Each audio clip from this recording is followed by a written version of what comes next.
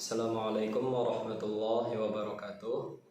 Perkenalkan, nama saya Muhammad Hafiz Ansori dengan NIM 190102040135. Di sini saya ingin menyampaikan materi tentang hukum perbankan syariah, yaitu asas perbankan syariah, tujuan dan fungsi perbankan syariah, serta jenis dan kegiatan usaha perbankan syariah.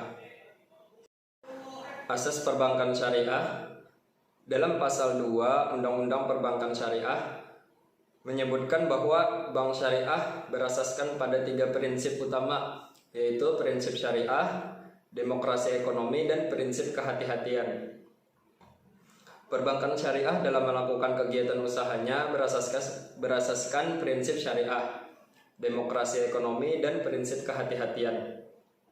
Dalam penjelasan atas Undang-Undang Perbankan Syariah, dijelaskan bahwa kegiatan usaha yang berasaskan prinsip syariah antara lain adalah kegiatan usaha yang tidak mengandung unsur riba, yaitu penambahan pendapatan secara tidak sah, antara lain dalam transaksi pertukaran barang sejenis yang tidak sama kualitas, kuantitas, dan waktu penyerahan, atau dalam transaksi pinjam-meminjam yang mempersyaratkan nasabah penerima fasilitas mengembalikan dana yang diterima melebihi pokok pinjaman karena berjalannya waktu.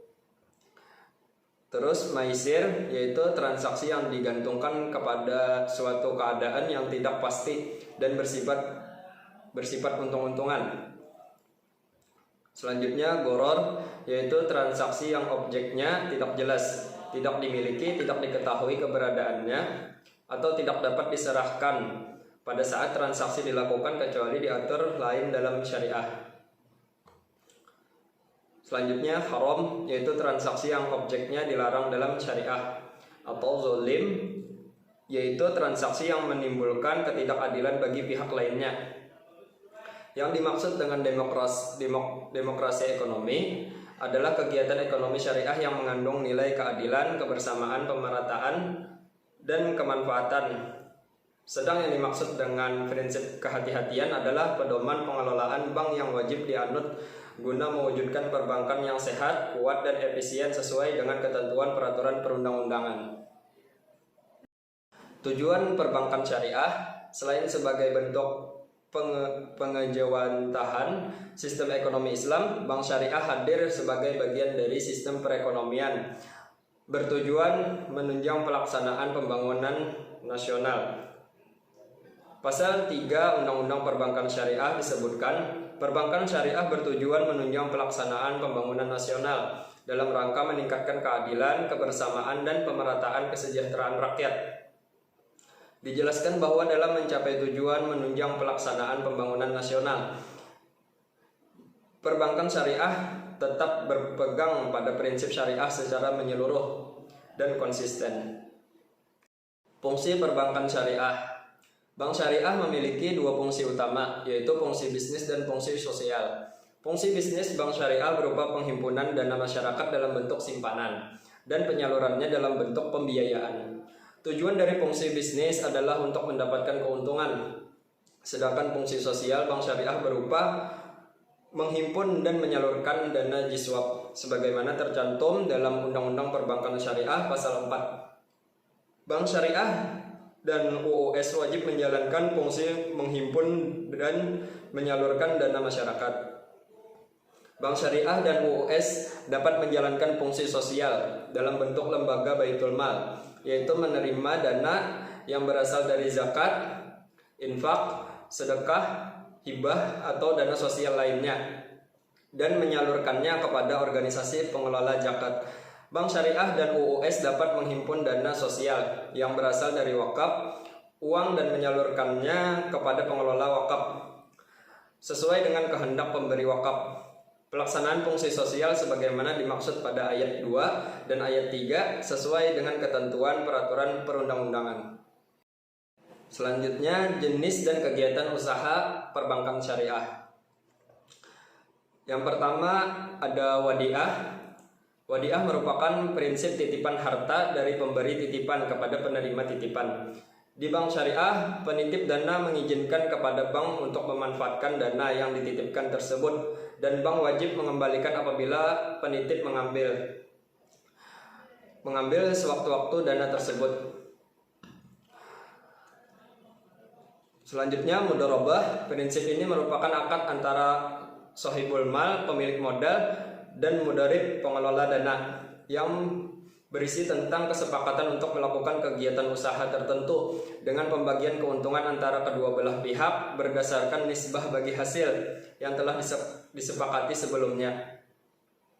Sewaktu-waktu usaha yang dijalankan mengalami kerugian besar, shahibul mal akan menjadi pihak yang bertanggung jawab sepenuhnya, kecuali jika mudarib melakukan kelalaian terhadap usaha. Mudharabah masih terbagi kembali dalam dua jenis, yakni mudharabah mutlaqah dan mudharabah muqayyadah.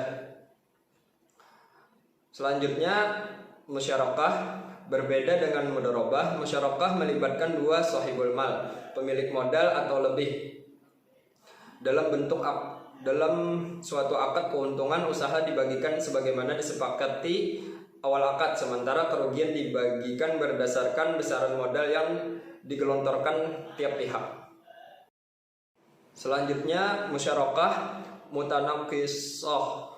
Pembiayaan musyarakah yang kepemilikan aset barang atau modal salah satu pihak syarik berkurang disebabkan pembelian secara bertahap oleh pihak lainnya. Selanjutnya, murabahah. Murabahah merupakan prinsip akad jual beli antara pihak bank sebagai penjual dan nasabah sebagai pembeli. Pihak bank menjualkan suatu barang dengan nilai yang sama ketika mendapatkannya dari pemasok ditambah keuntungan yang diungkapkan dan disepakati dengan pembeli. Harga yang telah disepakati dalam akad tidak dapat diubah selama akad masih berlaku.